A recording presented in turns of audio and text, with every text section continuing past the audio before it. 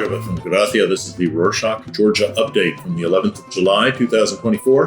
Quick summary of what's going down in Georgia.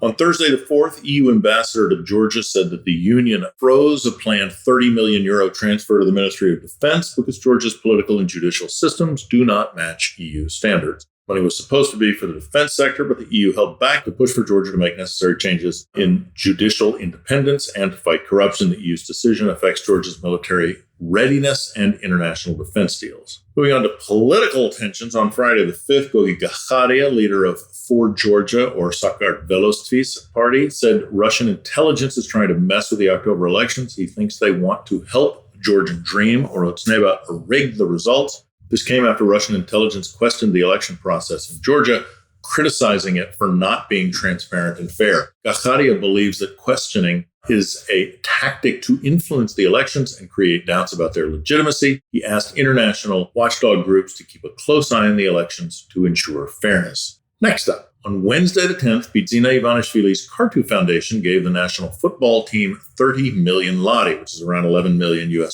for their recent successes. The foundation says this generous gift is meant to help the team prepare for a future competition and improve their training facilities. However, timing of Bidzina's donation raised questions. She might be trying to get support before the elections. During the Euro 2024, there were many rumors that Otsneba did not want certain football players to participate because they had supported the anti-Russian law movement during the protests. On Monday the 8th, the Georgian Young Lawyers Association, or GYLA, criticized the government for not punishing those responsible for the violent events that took place on the 5th and 6th of July 2021. They pointed out that even after 3 years, there's been no accountability. The events involved attacks by anti-LGBTQ+ protesters on journalists and activists during the demonstration for LGBTQ+ rights. GYLA called for full investigation and prosecution of those involved, but the justice system has been slow and has not responded. Thanks, Otsneba.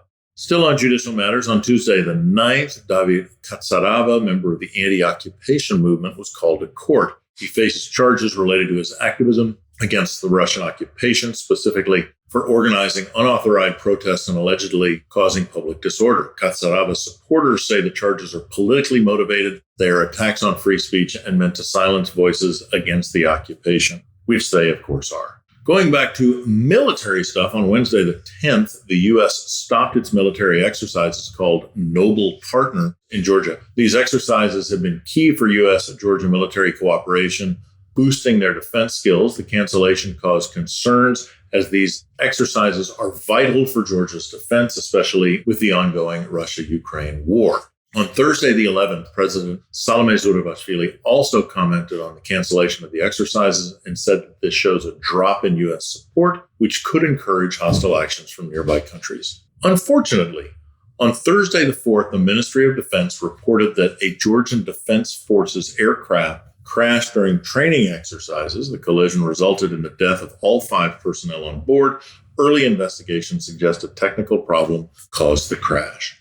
In other news, on Wednesday, the 10th of July, the Prosecutors Council selected 3 candidates for the General Prosecutor's post. Candidates' names are not yet public. On Friday the 5th, Tengiz Tsertsvadze, the well-known Georgian doctor, announced a new state program to tackle Hepatitis B in the country. Hep B is a significant health issue in Georgia, with thousands of cases reported every year. 2023 alone, over 5,000 new cases were recorded. The plan is to provide widespread vaccinations and treatments, focusing on high-risk groups and improving health services. Georgia will be importing the vaccines, and the program will introduce some new innovative treatments to manage better and potentially cure the disease.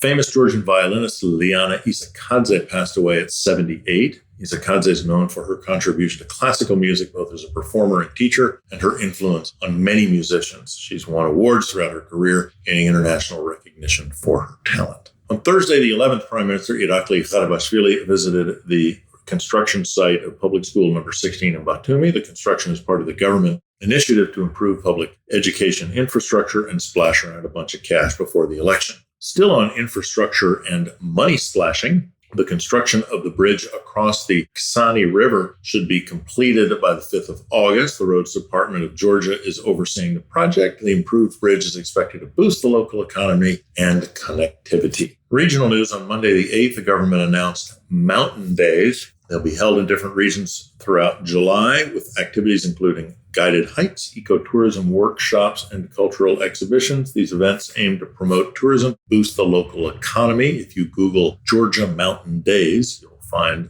the information. Some cultural news: Georgia's festival season started on Saturday the 6th, featuring various cultural and music events across the country. These festivals aim to boost local tourism, celebrate Georgian heritage, and provide a stage for local artists and performers. Events include traditional dance shows, folk music concerts, and food fairs. More on culture is the article "The Privilege of Our Generation, a Gateway to Understanding Georgia's Democratic Transitions" by political analyst Gakharia came out on Tuesday the 9th, published in Georgian Journal. It gives a deep look at Georgia's political changes, highlighting challenges and wins in their path to democracy. Talks about key moments and figures that shaped this journey, and also the ongoing issues with corruption and political division. The article is currently available in Georgian, but will be translated into English soon. To close this edition, on Sunday the 7th, the producer of the reality show From Scratch announced plans to make a video about Georgia. The video will feature popular tourist spots, traditional Georgian cuisine, and interviews with locals. And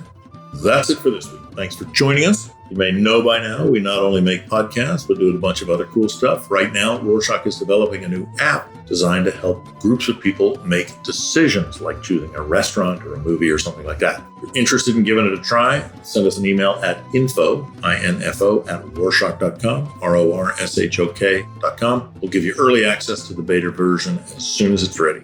Nachmandis.